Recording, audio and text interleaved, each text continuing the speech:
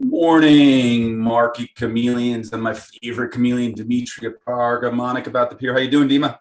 Good morning, Will. How are you? Excellent. Let's get right to the disclaimer. Yep. Good morning, everyone. Before we get started, keep in mind, Will and I, Market Chameleon, we're not registered investment advisors. We're not broker dealers. We're not telling you what to do. We're just sharing ideas. If you need professional help, call your broker. That's what they're there for, to help answer your questions and provide you with guidance. There's the disclaimer. Excellent. What's the plan this morning, my friend? So I think that we will continue on. Hold on a second. I think you're still.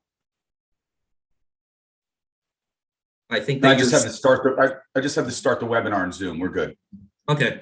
So let's just continue on the Q&A. Maybe even for the rest of this week. We've been getting some good questions, and what we're doing is, if you're watching live and you have a question about the tools, about options, you can put them in a live chat. Will's watching it, he's monitoring it, he'll read them back to me. If you have a question that you would rather just come on live and ask, you don't have to turn on your video camera, but you'll turn on your audio. This way, we could hear the question. Sometimes it's better asked that way. So we'll put a link to a Zoom. Click on that Zoom link.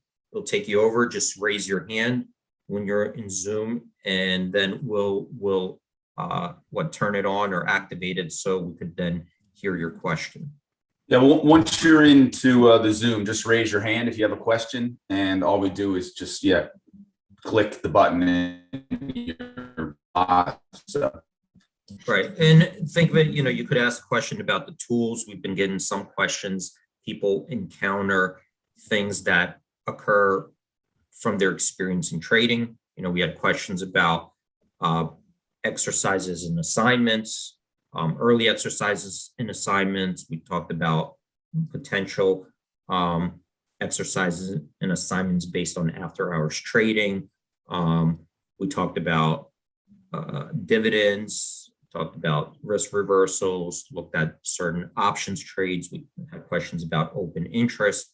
So if you have those types of questions right now, it's your chance to kind of ask, and it'll benefit the rest of the community, because anything that you're asking, probably other people may either have experienced it or eventually you will run into this question, and it's good to ask it, now. While we're waiting for the questions to queue up or somebody to come in, what I'll do is start taking a look at what's going on in pre-market. I have a couple of questions that are queued up, so we could talk about that while we're waiting for some questions to come in, because I know that there's a slight delay on the YouTube. So let's just start right now, and let me know if you see any questions. Will do. All right, so right now I'm on the pre-market report. You find it under stocks, pre-market trading. These are stocks trading in the pre-market hours. We have the most active stocks, biggest percentage gainers, biggest percentage decliners. Coming down here really quickly, I see 87 made the percentage gainers list, 87 stocks, 67 stocks are on our percentage decliners list. From that perspective, looks like a little bit slightly more bullish bias at the open. I'm going to also just see what's going on in the higher market cap stocks. If we see a similar situation, so I'm using market cap. Let's do 20 billion market cap or higher. So here I got 20 on the percentage gainers list, 24 on the percentage decliners list. So that is more of a mixed bag. And maybe slightly even favoring the bearish side at the open, but pretty even there. And keep in mind, it's not a lot of stocks on right now that are moving. So 20 and 24 are not a great deal amount of stocks. I'm going to just unfilter this really quickly. And, we are in earnings season. So if you're just curious to see, what's going on in stocks that are reporting earnings, you could use these filters here. So you could look at just has news, has earnings, or has news or earnings. So just earnings alone here. So got most active, then biggest percentage gainers, biggest percentage decliners. And when you move along here, you see these little alerts. So this little E is letting you know if you hover over it that the earnings were released. And it's either today before the market opened, or they could have been released yesterday after the market closed. And then we're seeing the reaction early morning here. So there was, do you have any questions yet, Will, popping in? No questions yet, D. All right. So there was a question, some people are like, well, I want to see the pre-market at 4 a.m. Sometimes I get this question at 4 a.m.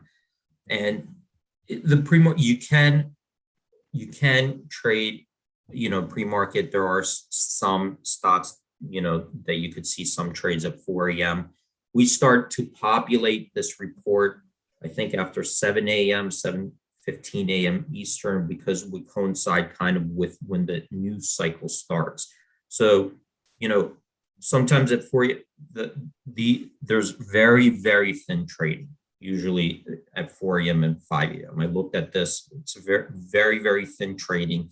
And usually there's, before that news cycle starts, and things there, I don't see market makers really or liquidity showing up until about 7 a.m. So you really don't know where that stock is. You have very thin trading. Let's just take a look, maybe SSYS, so we could see here, this is up 14.5% today, reported earnings. We could see here, trade started trickling in around 7:30, started becoming a little bit thicker right around 8, probably when they reported earnings. So you want to kind of coincide like with that news cycle, because if you're looking at that 4 a.m., 5 a.m., very thin, 100 shares traded, maybe 1 share traded, 2 shares traded, you're going to get a false sense of where the markets really are, because it's just way too thin. It's like the Wild West. Because pre-market trading is much different than regular hours. You don't have the same, liquidity requirements from the specialists or market makers. You don't have the institutions trading. It's like the Wild West. And if you get 1 share trading, up 20%, you're going to think that the stock's up 20%. In reality, it's not, because it's so thin and just, somewhere 1 share got executed.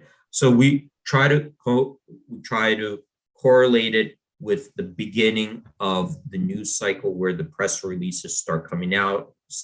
Companies start issuing either some type of news, announcements, mergers, acquisitions, and really until you get that, you're going to be a sitting duck if you're doing something before that. So that's what we're doing. Kind of following where that volume begins and the news cycle begins, okay, where it's actually starting to become more meaningful. And you could start look, you have the data here, so you could see here, I'll click around here, but here's around 6 a.m. a little bit choppy. This one isn't trading that much anyway. But again, very, very thin already in the pre-market in extended hours, but 4 a.m., 5 a.m., 6 a.m., very, very thin, barely any volume. So hopefully that helps answer that question.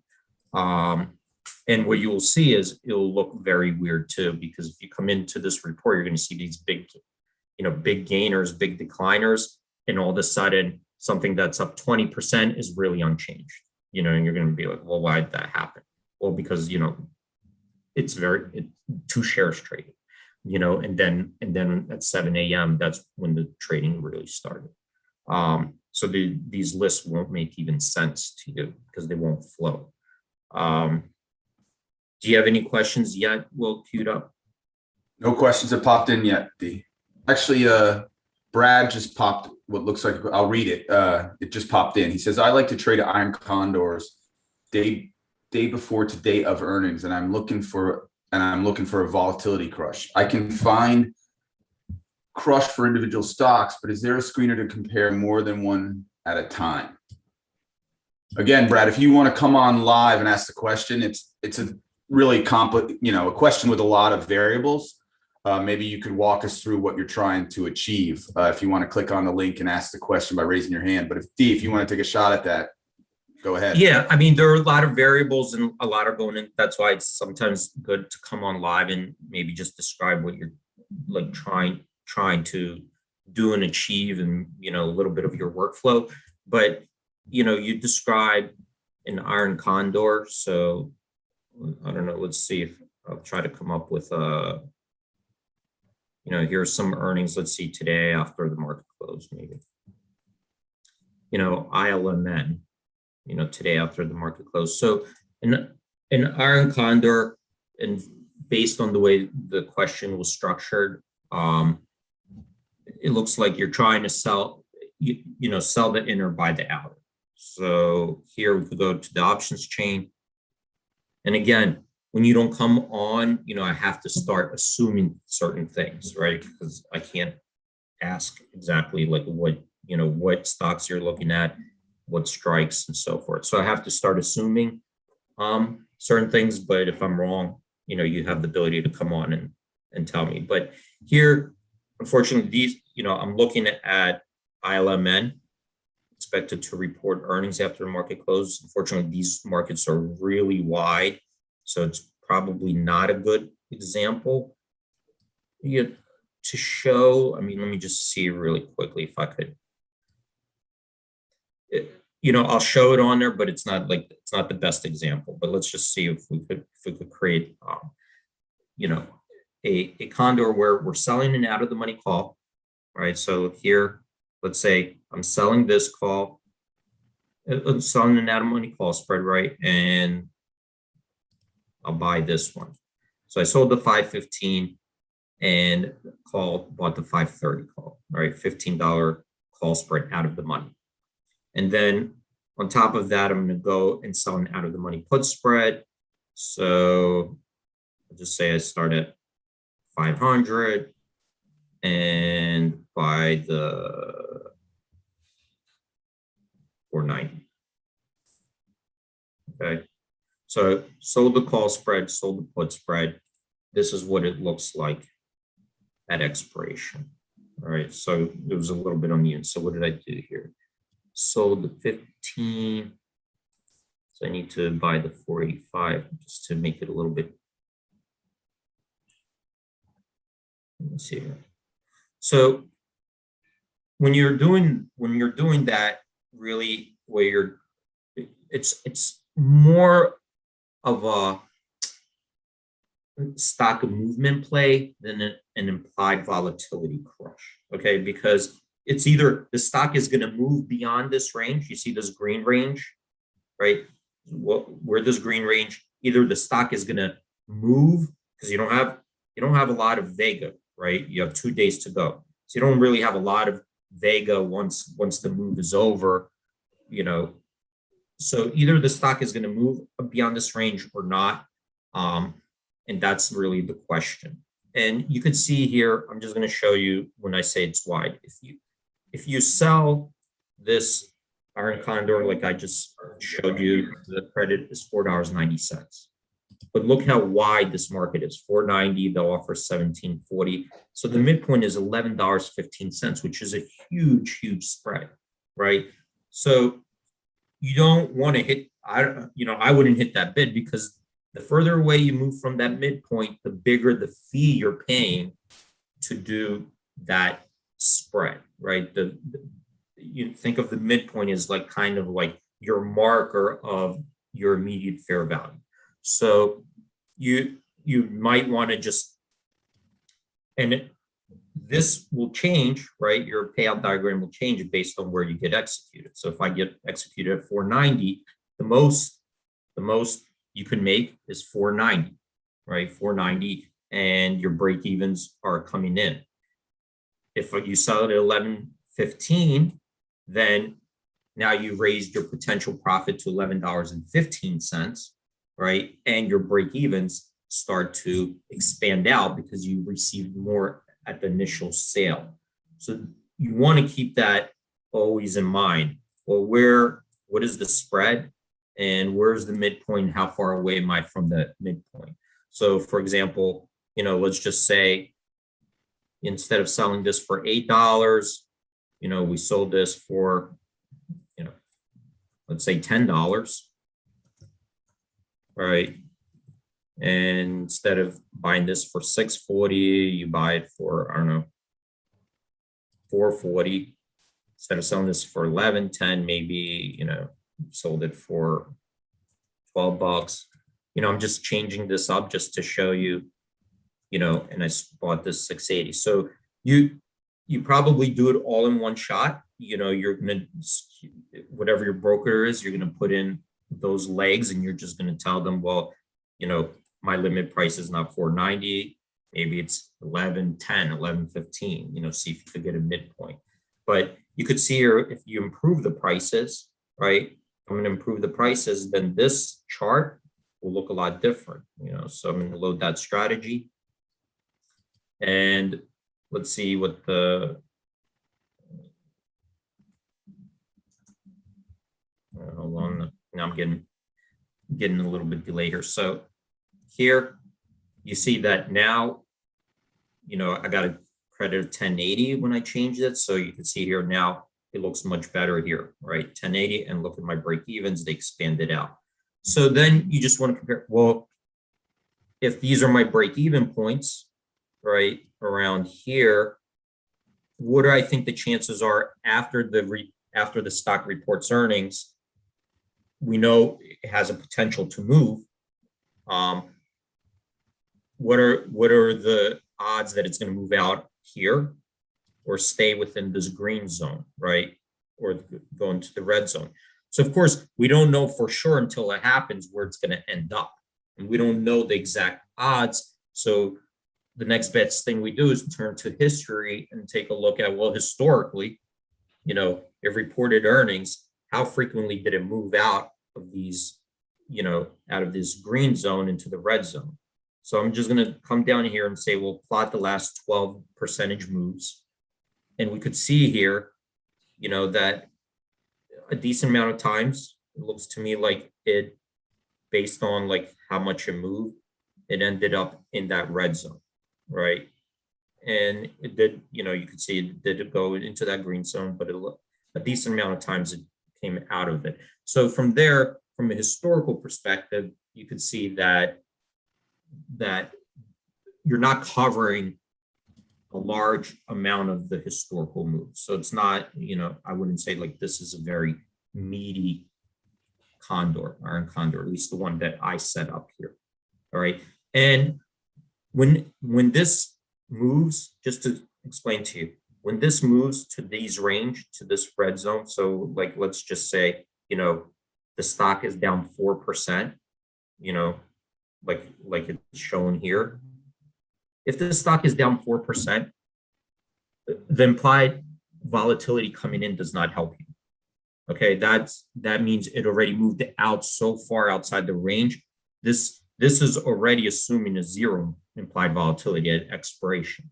So you could see here, you're not selling Vega really, because once the stock moves outside this range, this is at expiration. Once it moves outside this range, implied volatility crush does not help you in this expiration, right? It does nothing for you.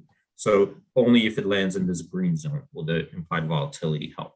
So that's kind of really quickly just setting it up.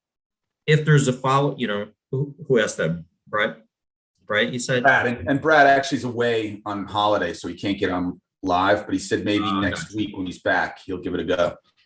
Okay, yeah. Or deeper into because the sometimes it just helps, yeah. And I'm just interpreting what might be going on. We did have a sorry. Yeah. We did have a question from another new chameleon. Max was asking, and both Gene and Mike said recently did a video on it. So maybe you can show them the video or go into it if you want. But Max was asking how volatility affects theta and gamma. Gene and Mike said that there's definitely done videos on it, and I'm sure you have in the past, but maybe you can show them how to get to the videos, or if you want to answer that question as well. That was a question from a new chameleon, Max. Okay, what was the question again? He was asking how volatility affects theta and gamma. Okay, so when, and this is why it's good to come on the show, and maybe make things clear. So, there's volatility. You could say, how does the volatility of a stock, right? Or there's implied volatility of an option. I'm going to assume they're talking about implied volatility of an option if the implied volatility is going up or if the implied volatility is going down. Is that correct? Maybe. So again, that the question was just how volatility affects trading. Again, Max, we do have a link in there. If you could come over to the Zoom if you want to thoroughly look into the question, but there are a lot of assumptions that are taking place in this is the problem. description. Like sometimes the question seems reasonable until you're like, okay, but which volatility? Like I said, look, the stock has a volatility, right? The option has a premium and an implied volatility. So I'm just going to assume what he's saying is, well, how does the implied volatility, right? The implied volatility of an option affect theta and gamma. All right, I think that's what he's saying. So then, look, the implied volatility itself, it's a derivative of the option premium, right? So when you're looking at implied volatility, you're saying, okay, based on this option price, if I plug it into an option pricing model, what is the implied volatility of this option? Okay, so the more premium, the higher the premium, the higher the implied volatility. The lower the premium, the lower the implied volatility, right? It's a derivative of the option price.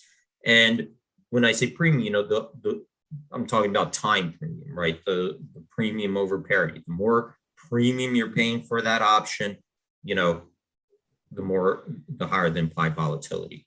So if you have, the higher the premium, think of it this way, then the more the option will decay by more, right? Because you're paying more for it, so it has more to decay, right? So if I'm paying 5 cents for an option, the most decay is 5 cents, right?